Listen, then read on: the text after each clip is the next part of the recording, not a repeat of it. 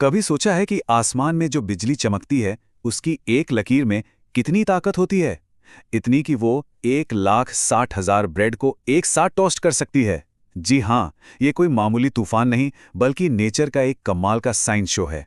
तो चलिए आज इसी बारिश, गरज और बिजली के पीछे छिपे विज्ञान को समझते हैं। बारिश के ऐसे नज़ारे देखकर आज भी मन में डर या हैरानी होती है ना? जरा सोचिए हजारों साल पहले लोगों को कैसा लगता होगा। तब विज्ञान तो था नहीं, थी तो बस कहानियां। जैसे ग्रीक लोग मानते थे कि उनके देवता ज्यूस गुस्से में बिजली फेंकते हैं, और हमारे यहाँ भारत में इंद्रदेव को बारिश का देवता माना जाता था। ये सब उन शक्तिशाली घटनाओं को समझने की उनकी अपनी कोशिशें थी। पर अब हम जानते हैं कि ये किसी देवता का गुस्सा नहीं है। तो फिर सवाल तो वही है, ये बारिश आखिर आती कहां से है? इसका जवाब ढूंढने के लिए हमें पानी के एक अनोखे सफर पर चलना होगा। पानी की इस यात्रा को समझने के लिए सबसे पहले हमें उसके अलग अलग भेस यानी उसके अलग अलग रूपों को जानना होगा। ये इस पूरी कहानी का सबसे ज़रूरी हिस्सा है। बिल्कुल, पानी इन 3 बेसिक स्टेट्स में पाया जाता है। पहला ठोस यानी कि बर्फ, दूसरा तरल मतलब वो पानी जो हम पीते हैं, और तीसरा गैस जिसे हम भाप या वाटर वेपर कहते हैं, जो अक्सर हमें दिखाई भी नहीं देती। अब पानी का रूप बदलना ना, ये पूरी तरह से तापमान का खेल है। जैसे जब हम पानी को ठंडा करते हैं तो वो जम जाता है यानी फ्रीज हो जाता है, और जब वही बर्फ पिघलती है तो उसे मेल्टिंग कहते हैं। इसी तरह जब पानी को गर्म किया जाता है तो वो उबलकर भाप बन जाता है, ये है बॉइलिंग। यही छोटे छोटे बदलाव तूफान की पूरी कहानी की नींव रखते हैं।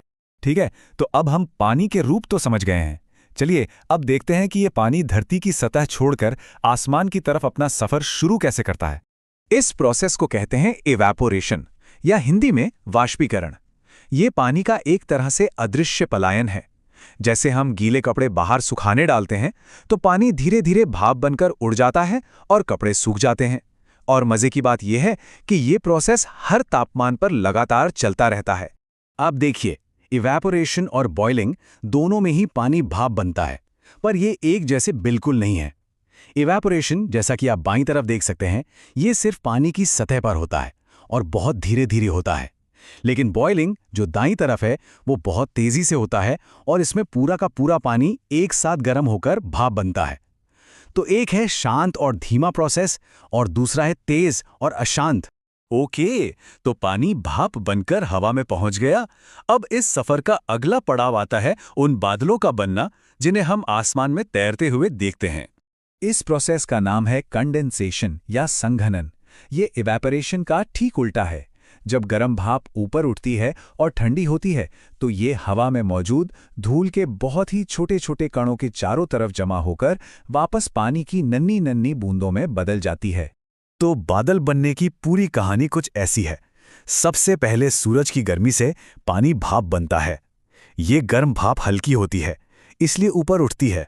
जैसे जैसे ये ऊपर जाती है, वायुमंडल में हवा ठंडी होती जाती है, जिससे ये भाप वापस पानी की बूंदों में बदल जाती है। और जब ऐसी लाखों करोड़ों बूंदें एक साथ मिल जाती हैं तो बन जाता है एक बादल। चलिए अब इस पूरी कहानी को एक बड़े पैमाने पर देखते हैं। ये सिर्फ एक बादल की कहानी नहीं है, बल्कि एक बहुत बड़े और लगातार चलने वाले सिस्टम की कहानी है जो हमारी पूरी पृथ्वी पर पानी को घुमाता रहता है। और ये है हमारी पृथ्वी का जीवन चक्र, वाटर साइकिल यानी जल चक्र।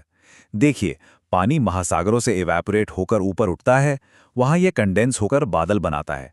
जब बादल बहुत भारी हो जाते हैं तो प्रेसिपिटेशन यानी बारिश के रूप में पानी वापस जमीन पर आ जाता है और फिर नदियों के जरिए बहकर वापस महासागरों में पहुंच जाता है।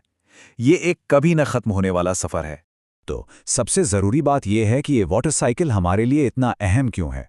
वो इसलिए क्योंकि यही चक्र मौसम को कंट्रोल करता है, हमारी फसलों को पानी देता है और हमारी पृथ्वी पर जीवन के लिए पानी का संतुलन बनाए रखता है। सच कहूं तो इसके बिना जीवन मुमकिन ही नहीं होता। अब आते हैं तूफान के सबसे ड्रामेटिक हिस्से पर, बिजली की चमक और बादलों की गरज। यकीन मानिए, इसके पीछे का विज्ञान भी उतना ही दिलचस्प है। आसान भाषा में कहें तो बिजली आसमान में एक बहुत बड़ी चिंगारी है। होता यह है कि तूफानी बादलों के अंदर पानी की बूंदें और बर्फ के कण आपस में टकराते हैं, जिससे स्टैटिक बिजली जैसा एक बहुत बड़ा इलेक्ट्रिक चार्ज बन जाता है। जब ये चार्ज हद से ज़्यादा हो जाता है तो वो एक झटके में निकलता है और वही हमें बिजली की चमक के रूप में दिखाई देता है। पर एक सवाल है, हम हमेशा पहले बिजली देखते हैं और फिर गरज सुनते हैं। ऐसा क्यों? इसका जवाब इन दोनों की स्पीड के जबरदस्त अंतर में छुपा है। लाइट की स्पीड है लगभग 3 लाख किलोमीटर प्रति सेकंड, जबकि साउंड की स्पीड है सिर्फ 0.33 किलोमीटर प्रति सेकंड। बस इसी वजह से बिजली की चमक हम तक फौरन पहुंच जाती है, लेकिन उसी बिजली से पैदा हुई गरज की आवाज को हम तक पहुंचने में थोड़ा वक्त लगता है। इसीलिए चमक पहले और आवाज बाद में। अच्छा, इस सारी साइंटिफिक जानकारी के बाद एक बहुत ही जरूरी बात पर ध्यान देना भी जरूरी है, और वो है सुरक्षा। जब भी बिजली कड़क रही हो तो सुरक्षा सबसे पहले आती है। ऊंची जगहों और पेड़ों से दूर रहें, क्योंकि बिजली हमेशा सबसे छोटा रास्ता लेती है। लोहे या किसी भी धातु की चीजों को ना छुएं। और हाँ, अगर आप किसी कार या बस में हैं तो अंदर ही रहें। वो एक सुरक्षित पिंजरे की तरह काम करती है और बिजली को बाहर ही रखती है।